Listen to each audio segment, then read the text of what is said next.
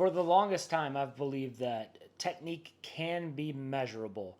And whether that be through technique tests or dribbling tests or all kinds of different things that you can do with the ball, I believe that it can be measurable, just as if your mile time or a beep test or any fitness test that you've ran can also be measured. Technique can be measured. For years, I've had players come in and they've worn the PlayerMakers. I've always had parents give me the feedback, or the players give me the feedback of what happened during our session. Like, for instance, we had this one player, February 18th, 2022. It was an hour-long session. The player had 898 touches in a 1-hour session. It tracks ball releases, which is passes or shots, 534 in one session. 50% touch by leg, like right foot, left foot. And it also covers your distance covered, which is always, I find, a very interesting part of what they track as well. What I've been doing lately is take one player and compare the data for 4 training sessions with PlayMaker Training and then 4 sessions with their own club.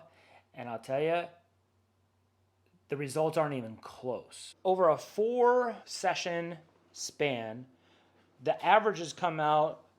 PlayMaker Training session touches 826.5 touches per session. Ball releases, passes, and shots, 225.75 per session. Distance traveled, 1.89 miles. Compare that to their club, 245.75 touches, only 56 passes or shots, and 3.18 miles per session ran in their club environment, in their club training environment.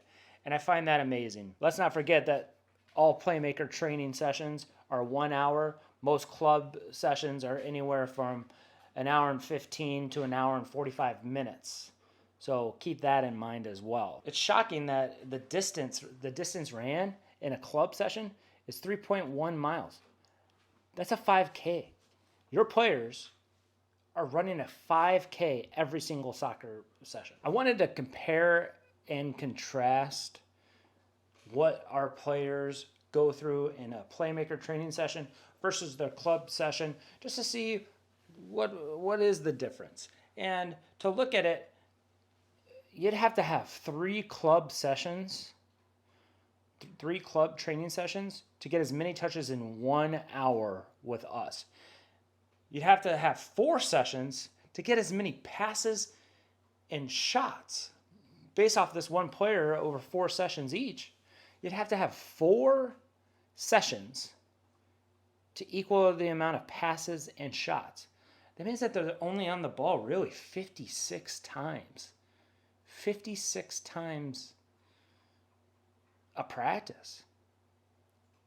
How are players supposed to get better under that circumstance with only having the ball that much? I'm going to link the PlayerMaker software underneath because I think that it's only going to grow, because I think this type of feedback is as important as a GPS tracker or a heart rate monitor.